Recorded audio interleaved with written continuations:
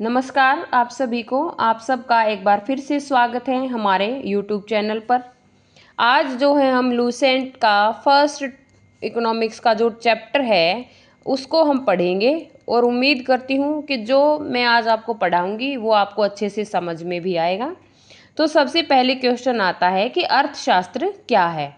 अर्थशास्त्र जो भी मनुष्य की धन संबंधी क्रियाएं होती हैं या आर्थिक क्रियाएं होती हैं उसे हम क्या कहते हैं, आर्थिक क्रियाओं से संबंधित सभी गतिविधियों को हम क्या बोलते हैं, अर्थशास्त्र से संबोधित करते हैं। और जो है आपको मैं बता देती हूँ कि जो अर्थशास्त्र के जो जनक हैं, अगर पेपर में क्वेश्चन आ जाए कि अर्थशास्त्र के जनक कौन है तो इसका आंसर आएगा आपका एडम स्मिथ। और एडम स्मिथ से संबंधित आपसे क्वेश्चन पूछ ले कि एडम स्मिथ की बुक का क्या नाम है और वो कौन से सन में आई थी, तो ये आई थी 1776 में और इसका नाम है वेल्थ ऑफ नेशंस।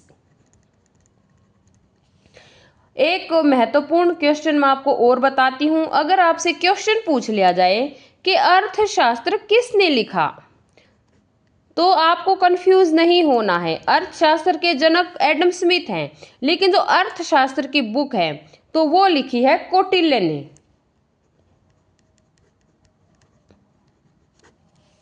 ठीक है, तो अब ये जो है देखो, अब हमारे इस चैप्टर में और हमें क्या बता रखा है कि अर्थशास्त्र की जो परिभाषा है कि न्यून, मध्य और उच्च आय विश्व बैंक के वर्गीकरण के अनुसार प्रति व्यक्ति आय सकल राष्ट्रीय आय के आधार पर विश्व की अर्थव्यवस्था को 4 भागों में बांटा गया है। पहले तो मैं आपको बता देती हूँ कि पर कैपिटा इनकम क्या होती है।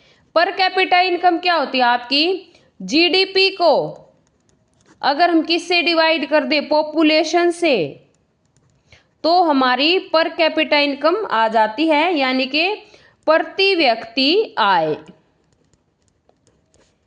तो अब प्रति व्यक्ति आय के हिसाब से जो विश्व बैंक है उसने अर्थव्यवस्थाओं को 4 भागों में बांट रखा है। पहली तो अर्थव्यवस्था है हमारी नीची आय वाली, लो इनकम वाली। लो इनकम यानी कि नीची जिनकी आय है वो अर्थव्यवस्था कौन सी अर्थव्यवस्था कहलाएंगी, जिनकी पर कैपिटा इनकम जो है क्या है, $995 से कम है। ठीक है, तो ये जो अर्थव्यवस्थाएं हैं जिनमें पर कैपिटा इनकम जो है इनकी $995 से कम है, तो वो हमारी क्या कहलाएगी, नीची आय वाली अर्थव्यवस्था। अब है नीची मध्यम आय वाली, नीची मध्यम आय वाली अर्थव्यवस्था। उसमें कौन सी आ जाएगी, वो वाली अर्थव्यवस्था जिसकी पर कैपिटा इनकम जो है क्या है, $996 से लेकर के कितने तक है, $3895 तक है। फिर उसके बाद आएगी हमारी उच्च मध्य आय वाली अर्थव्यवस्था। उच्च मध्य आय वाली में क्या आ जाएगी, अब जिनकी जो है पर कैपिटा इनकम $3895 से लेकर के $12,055 तक है। इसके बाद आ गई आपकी जिनकी वो वाली अर्थव्यवस्थाएं जिनकी पर कैपिटा इनकम बहुत ही हाई है, कि उच्च आय वाली अर्थव्यवस्थाएं। उच्च आय वाली अर्थव्यवस्था अब कौन सी हो जाएगी, जिनकी जो है पर कैपिटा इनकम $12,055 से अधिक है। तो ये जो वर्गीकरण है ये विश्व बैंक ने कब किया था, वर्ल्ड बैंक ने किया था, ये विश्व बैंक ने, ठीक है, ये किया था 1 जुलाई 2018 को। तो ये जो वर्गीकरण है उन्होंने किया था। अब मैं आपको बताती हूँ, क्वेश्चन हमसे कई बार ये पूछ लेते हैं कि पूंजीवादी अर्थव्यवस्था क्या होती है और समाजवादी अर्थव्यवस्था क्या होती है और जो है हमारी मिश्रित अर्थव्यवस्था क्या होती है। तो सबसे पहले मैं आपको बता दूं कि पूंजीवादी जो अर्थव्यवस्था होती है वो कौन सी होती है? पूंजीवादी अर्थव्यवस्था में कि हमें क्या उत्पादन करना है, कितनी मात्रा में करना है, ठीक है, और उस प्रोडक्शन करने की जो विधि होगी, क्या लेबर इंटेंसिव टेक्निक से करेंगे, कैसे करेंगे, ये सब कुछ डिसीजन किस पे डिपेंड करता है? मार्केट पे, कि मार्केट में किसी चीज की डिमांड कितनी है और किसी चीज की सप्लाई उनको कितनी करनी है। जिस चीज की डिमांड ज्यादा होगी उस चीज की डिमांड ज्यादा की जाएगी, उसको ज्यादा बनाया जाएगा, सप्लाई ज्यादा की जाएगी, और जिसकी कम होगी उसको नहीं बनाया जाएगा। तो सब कुछ के किस चीज की को बनाना है, कैसे बनाना है, ये सब कुछ जो है बाजार पर निर्भर करता है। तो इस प्रकार की अर्थव्यवस्था को हम क्या बोलते हैं? पूंजीवादी अर्थव्यवस्था। इसमें सरकार का कोई रोल नहीं होता है। तो ये तो थी हमारी पूंजीवादी अर्थव्यवस्था। दूसरी है हमारी समाजवादी अर्थव्यवस्था। समाजवादी जो अर्थव्यवस्था होती है वो कौन सी होती है?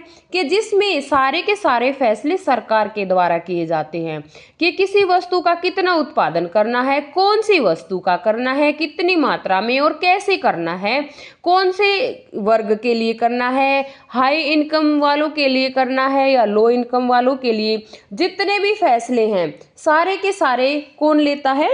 सरकार लेती है। और समाजवादी अर्थव्यवस्था को साम्यवादी अर्थव्यवस्था भी कहते हैं।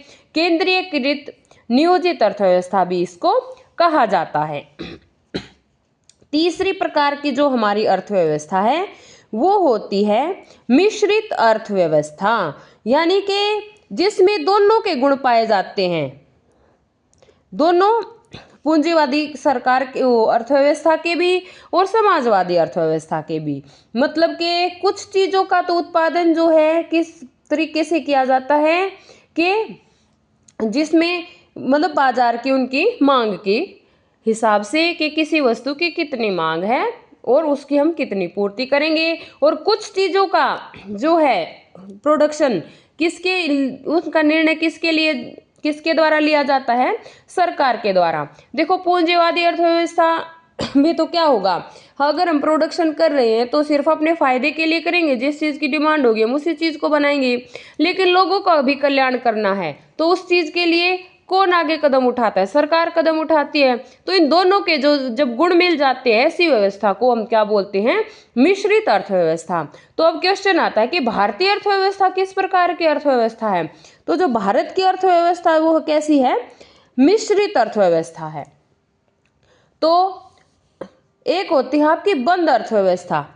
पेपर में क्वेश्चन आ जाए कि बंद अर्थव्यवस्था के गुण कौन सा होता है? बंद अर्थव्यवस्था वो वाली अर्थव्यवस्था होती है जो किसी भी देश के साथ ना तो एक्सपोर्ट करती है और ना ही